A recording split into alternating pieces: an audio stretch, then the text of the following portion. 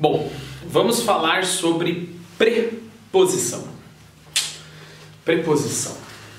Eu não estou aqui muito para ensinar preposição no sentido daqueles desenhos que a gente faz, sabe? Aqui, ó. Aí tem uma caixinha aqui, aí tem uma bolinha aqui, aí eu falo under, alright? Aí tem uma caixinha aqui. Bom, eu falei que eu não estava aqui para ensinar isso, mas vamos lá, eu vou ensinar isso também. Under, ok? Aí tem a bolinha, eu faço aqui, ó. Aqui é como se fosse a bolinha lá atrás, ó. Só dá para ver a cabeça da bola. E aí eu falo behind, ok? Uma outra preposição desse livro, se eu não estou enganado, é quando a bolinha está aqui, tem uma caixinha aqui, e aí essa bolinha é between, ok? Ótimo, isso é maravilhoso, mas basicamente isso é vocabulário, ok? Não é muito diferente de vocabulário, é uma categoria de palavras específicas, mas é vocabulário, ok? O grande problema acontece quando a gente chega nessas três marvadas. Quais são as três marvadas? São a in, on e at, ok? In, on, at. Cheguei à conclusão que eu tenho que talvez escrever maior no quadro, né? Bom, mas está escrito in, on, at, ok? Se a gente for fazer a lógica das caixinhas, a gente faz uma caixinha bonita aqui, a bola está lá dentro, então é in, aqui a bola está em cima, a gente tem o on, e o at é uma coisa mais geral, assim, né? Como é que a gente vai representar isso? Vamos fazer uma caixa aqui, a bola está mais ou menos aqui, nas redondezas, sei lá, at, ok. O que acontece? Você, aluno de livro 1, ou você, aluno de livros posteriores que está vindo aqui por indicação sobre preposições, né? O aluno olha esses desenhos e fala, relativamente fácil, o at que é meio estranho, a gente já conversa sobre at, mas é relativamente fácil, né? Só que aí, o aluno chega lá no segundo do intermediário, terceiro do intermediário e vem desesperado falando, eu não entendo preposição. Preposição é uma porcaria, eu não entendo nada de preposição, ok? E aí, eu notei, durante todos esses 245 anos que eu tenho ensinado em inglês, que às vezes o que causa muito mais dano é a postura que o aluno enfrenta às preposições do que a falta de conhecimento do aluno em relação às preposições. O aluno, ele sabe o suficiente. Esses alunos que eu falei para vocês que lá no intermediário já estão, né, puxando o cabelo, dando soco na própria cara porque não entendem preposição, não é que falta a eles conhecimento, falta a eles entender a lógica das preposições, ok? Principalmente essas três. Então vamos conversar muito mais sobre as lógicas das preposições. Pessoal, esses desenhinhos aqui, in, on e o at, eles cobrem, eu diria assim, uns 20% no máximo dos casos em que as preposições acontecem, ok?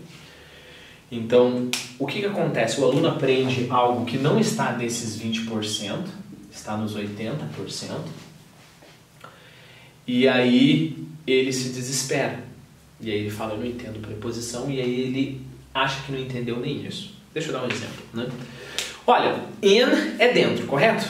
Então a gente fala assim, eu estou vendo uma TV, aqui tem uma TV, ok? Tem um desenho lá, passando, SpongeBob, ok? E eu estou olhando para dentro da TV, correto? Então, o verbo look, e aí eu teria que falar look in the TV. Mas quando o aluno fala look in the TV, a gente fala assim, não, look at the TV. Aí o aluno fala, então tá, né? Porque é mais geral. Então tá bom. Mas se for um aquário e você está olhando o peixinho lá dentro do aquário, então é look in the fish tank. A gente fala, não, é look at. E aí o aluno começa a desesperar. Porque ele pensa, eu pensei que eu tinha entendido in, mas eu não entendo in. Não é isso. Você entende este in aqui. Se eu coloco um marker aqui no meu pocket, ok? Com certeza absoluta eu vou falar the marker is in my pocket, ok? Então, o que eu vou fazer com vocês? Vamos olhar os casos em que a gente tem preposições. Um caso possível que a gente tem preposição é quando a gente tem a história das caixinhas lá, etc. Então tá, a gente vai aprender por essa lógica. Um outro caso é o que acontece com o look at.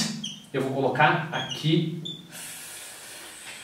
o look at para representar, ok? Qual é a explicação para o look at? É porque o olhar fica abrangente, etc? Não é isso. Vocês vão entender isso daqui como uma expressão só.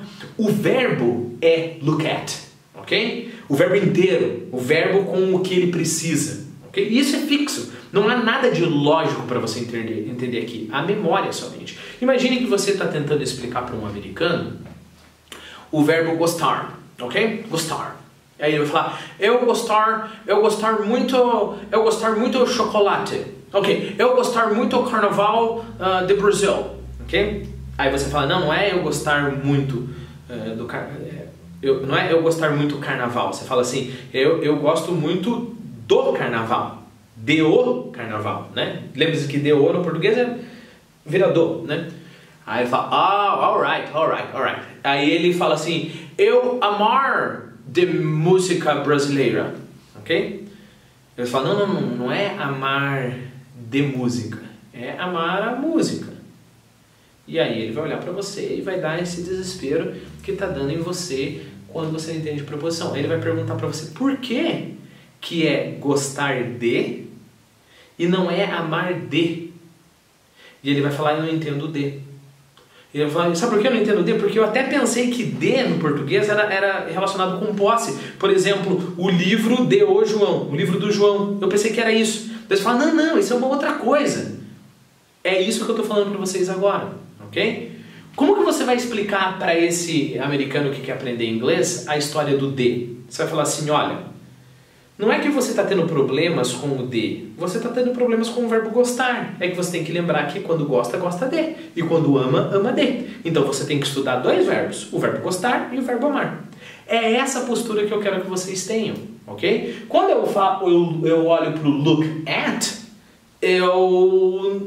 vamos supor que eu fale look in, eu não preciso me desesperar e falar, eu não sei falar um in, eu não sei quando que eu uso at. Não é isso. Você só precisa aprender a usar o verbo look, que é look at.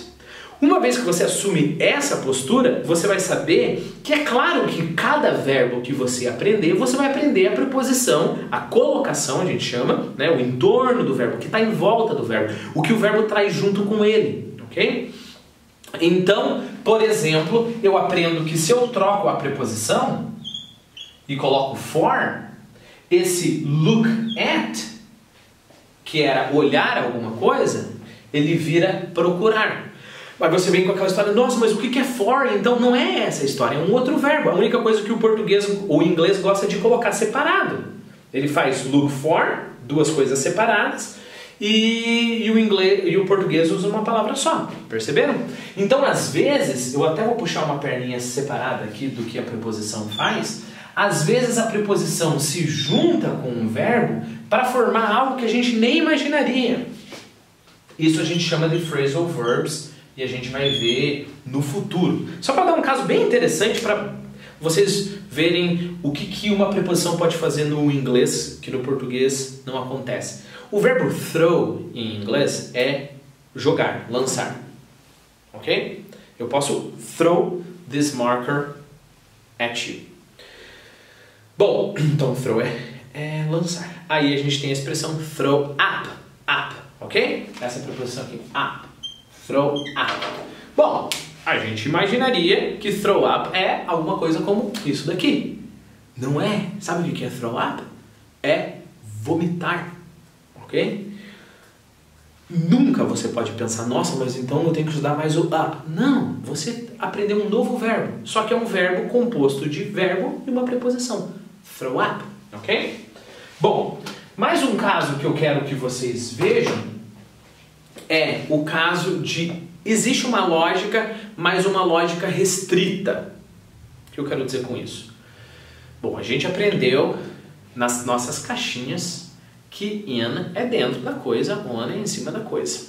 Tá, então vocês vão lá, vão pegar um ônibus. E aí vocês estão dentro do ônibus. Vocês estão in the bus or on the bus? Se você respondeu in the bus, é muito bonita a tua lógica, mas está errado.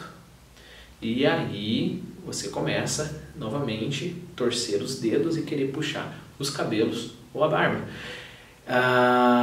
E aí eu te respondo, calma, é que existe uma lógica separadinha. E essa lógica é para meios de transportes.